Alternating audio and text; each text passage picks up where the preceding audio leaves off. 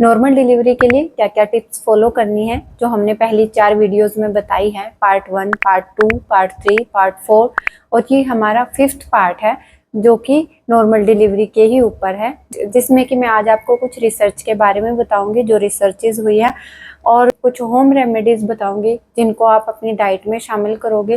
कुछ ऐसी एक्सरसाइज भी बताऊंगी जो पिछली वीडियोस में छूट गई थी। तो ये एक मिलीजुली वीडियो रहेगी जिसमें कि तीनों चीजें हैं, तो एंड तक बने रहिए। अगर आपने अभी तक चैनल को सब्सक्राइब नहीं किया है तो चैनल को सब्सक्राइब जरूर कर लीजिए। हेलो एवरीवन, मैं डॉक्टर ज्योति, आपकी गायनी एक्सपर्ट। नॉर्मल डिलीवरी की सीरीज चल रही है जैसा कि आपको पता है, तो आज हम उसी सीरीज को आगे बढ़ाते हैं और जानते हैं कि और कौन सी टिप्स होंगी जो कि आपकी नॉर्मल डिलीवरी में हेल्प करेंगी। तो हो सकता है पिछली वीडियोस में जितनी मैंने टिप्स बताई हैं उनमें से कुछ आप ना फॉलो कर पाओ, तो इनमें से कुछ फॉलो कर लो। सभी नॉर्मल डिलीवरी में हेल्प करती हैं। तो उनमें फर्स्ट होता है कैस्टर ऑयल का सेवन, जो कि 37 वीक्स के बाद आपको लेना है। 1 चम्मच ही लेना है, वो भी डॉक्टर की इंस्ट्रक्शन से लेना है। अगर आपका बीपी ठीक है तो ही लेना है, आपको कोई और हेल्थ इशू नहीं है तो ही लेना है, आपके डॉक्टर अगर एडवाइस करती है तो। अब ये कैस्टर ऑयल काम कैसे करता है? ये सेम वही काम करता है जो एनिमा करता है। हर रोज डेली विरेचन कराता है, मतलब कि आपको जो मोशन आएगा वो लूज आता है, जिससे कि जो कॉन्स्टिपेशन प्रेगनेंसी में रहती है उससे राहत मिलती है।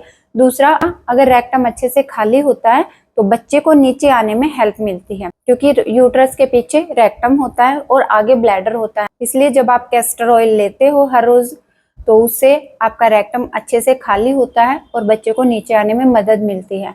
सेकंड टिप है कि पानी ज्यादा से ज्यादा पीना है। उसका भी यही रीजन है, अच्छे से वॉशरूम आता है। दूसरा, बच्चे में भी पानी की कमी नहीं होती। जब बच्चे में इंटरनल रोटेशन होती है ड्यूरिंग डिलीवरी, पानी की बहुत जरूरत होती है। इसलिए आपको डिलीवरी के टाइम पर 9th मंथ में जितना आप पानी पहले से पी रही थी उससे 1-2 गिलास पानी ज्यादा ही पीना है। नेक्स्ट थिंग रहती है कि आपको जो भी काम करना है वो आपको पैरों के बल बैठकर करना है। घर का कोई भी काम हो आप पैरों के बल बैठकर कीजिए, जिससे कि वो काम भी हो जाता है और एक एक्सरसाइज भी हो जाती है। अगर आप वेले पैरों के बल बैठते हो तो नहीं बैठा जाएगा।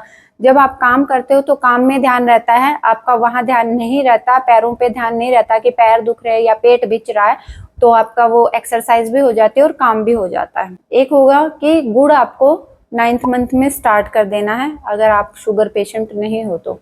गुड़ आपके हीमोग्लोबिन लेवल को भी अच्छा करता है। दूसरा, इसकी तासीर भी गर्म होती है, जैसा कि मैंने अपनी पहली वीडियोस में भी बताया है। थोड़ी गर्म तासीर की चीजें 9th मंथ में आपको स्टार्ट करनी है, जिनसे कि जो पेल्विक फ्लोर की मसल्स होती हैं वो रिलैक्स होती हैं और नॉर्मल डिलीवरी में हेल्प करती है। सेम फंक्शन गुड़ का होता है। आप गुड़ और तिल के लड्डू ले सकते हो, या फिर गुड़ की थोड़ी सी चाय ले सकते हो, या फिर गुड़ और चना मिक्स करके ले सकते हो, जिससे कि आपका हीमोग्लोबिन भी ठीक रहेगा और नॉर्मल डिलीवरी में मदद होगी।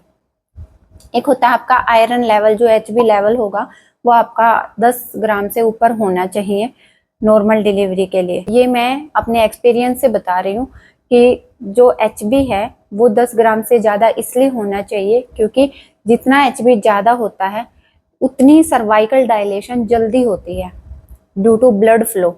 2 पेशेंट्स का एक्सपीरियंस आपके साथ शेयर कर रही हूँ। उनमें HB कम था, जैसे ही हमने BT लगाया उसको, जैसे ही ब्लड ट्रांसफ्यूजन स्टार्ट किया तो सर्वाइकल डायलेशन, जहां हम उसको ऑपरेट के लिए लेने वाले थे, उसकी सर्वाइकल डायलेशन खुद ब खुद होती चली गई और नॉर्मल डिलीवरी उसकी इजीली हो गई।